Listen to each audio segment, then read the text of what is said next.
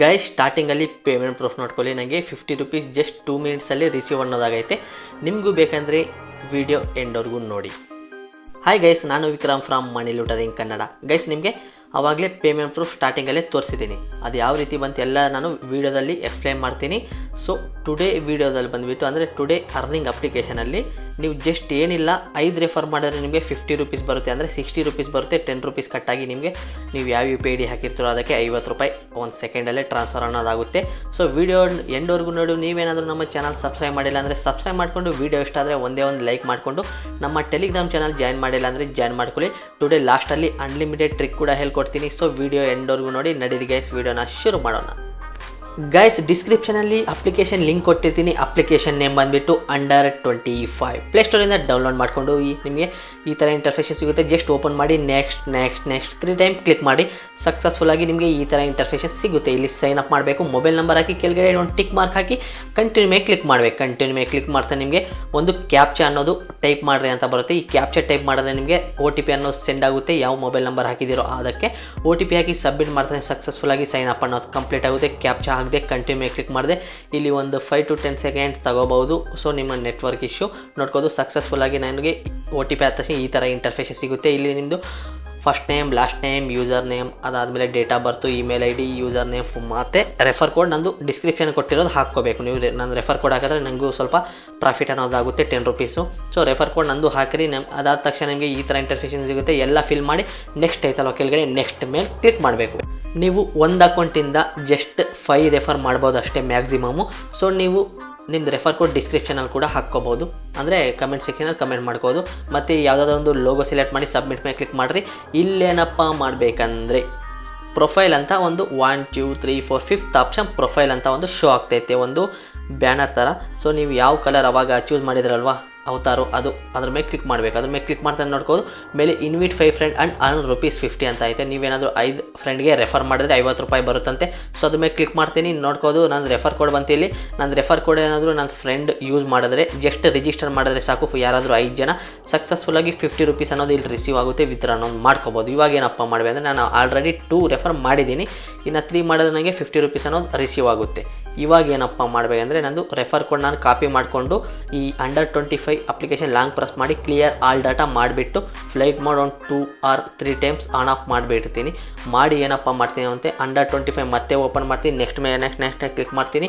ಒಂದು ಯಾವುದಾದ್ರೂ new number, old ಅಲ್ಲ ನ್ಯೂ ನಂಬರ್ ಹಾಕಿ ಮತ್ತೆ ಟಿಕ್ ಮಾರ್ಕ್ ಹಾಕಿ ಕಂಟಿನ್ಯೂ ಮೇಲೆ ಕ್ಲಿಕ್ ಮಾಡಿ ಕ್ಯಾಪ್ಚಾ ಎಂಟರ್ ಮಾಡಿ OTP ಹಾಕಿ ಸಬ್ಮಿಟ್ ಮೇಲೆ ಕ್ಲಿಕ್ ಮಾಡ್ತೀನಿ. ನೋಡ್ಕೋದು ಕ್ಯಾಪ್ಚಾ ಹಾಕಿ ಕಂಟಿನ್ಯೂ ಮೇಲೆ ಕ್ಲಿಕ್ ಮಾಡಿದೆ. OTP ಬಂತು, OTP ಹಾಕ್ತೀನಿ ಮತ್ತೆ ಕಂಟಿನ್ಯೂ ಮೇಲೆ ಕ್ಲಿಕ್ ಮಾಡ್ತೀನಿ. ಇಲ್ಲಿ ಮತ್ತೆ ಈ ಥರ ಇಂಟರ್ಫೇಷನ್ ಸಿಗುತ್ತೆ. ಇಲ್ಲಿ first name, last name, user name, ಅದಾದಮೇಲೆ ಯಾವುದಾದ್ರೂ ಒಂದು ಫೇಕೋ ಯಾವುದೋ ಒರಿಜಿನಲ್ ಇಮೇಲ್ ID ಯಾವುದಾದ್ರೂ ಹಾಕ್ಕೊಳ್ಳಿ ನಿಮ್ಮ ಇಷ್ಟ. ಅದಾದಮೇಲೆ ರೆಫರ್ ಕೋಡ್ ಫೈನಲಿ ನೀವು ಕಾಪಿ ಮಾಡ್ಕೊಂಡಿರೋ ರೆಫರ್ ಕೋಡ್ ನಿಮ್ಮದು ಅದು ಇಲ್ಲಿ ಹಾಕಿರಿ. ಇಲ್ಲಿ ಹಾಕಿ ಕಂಟಿನ್ಯೂ ಮೇಲೆ ಕ್ಲಿಕ್ ಮಾಡಿರಿ. ಮತ್ತೆ ನೋಡ್ಕೋದು ಮತ್ತೆ ನನಗೆ ಯಾವ ಥರ ಶೋ ಆಗುತ್ತೆ. ಯಾವುದಾದ್ರೂ ಒಂದು ಸೆಲೆಕ್ಟ್ ಮಾಡಿಕೊಂಡು ಸಕ್ಸಸ್ಫುಲ್ಲಾಗಿ ರಿಜಿಸ್ಟರ್ ಅನ್ನೋದು ಆಗೋಗುತ್ತೆ. ಇವಾಗ ಏನಪ್ಪ ಮಾಡಬೇಕು ಅಷ್ಟೇ, ಒಂದು ರೆಫರ್ ಕಂಪ್ಲೀಟ್ ಆಯಿತು. ಇವಾಗ ನಾನು ನಂದು ಓಲ್ಡ್ ಅಕೌಂಟಲ್ಲಿ ಹೋಗ್ತೀನಿ. ನೋಡ್ಕೋದು 2 ಇನ್ವಿಟ್ ಇರೋದು 3 ಇನ್ವಿಟ್ ಆಯ್ತು. ಇವಾಗ ಇನ್ನು 2 ಮಾಡಿದ್ರೆ ನಾನು ವಿತ್ರ ಅನ್ನೋದು ಮಾಡ್ಕೋಬೋದು.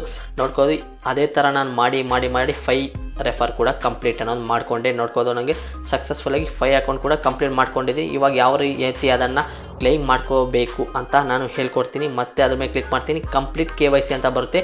ಇದು 9 ಡೇಸ್ ಒಳಗಡೆ ನೀವೇನಾದರೂ ರಿವಾರ್ಡ್ ರಿಸೀವ್ ಮಾಡ್ಕೊಳ್ಳಿಲ್ಲ ಅಂದರೆ ಎಕ್ಸ್ಪೈರ್ ಅನ್ನೋದು ಆಗೋಗುತ್ತಂತೆ. ಅವರೇ ಅಲ್ಲಿ ಶೋ ಮಾಡಿದ್ರೆ ನೋಡ್ಕೋದು.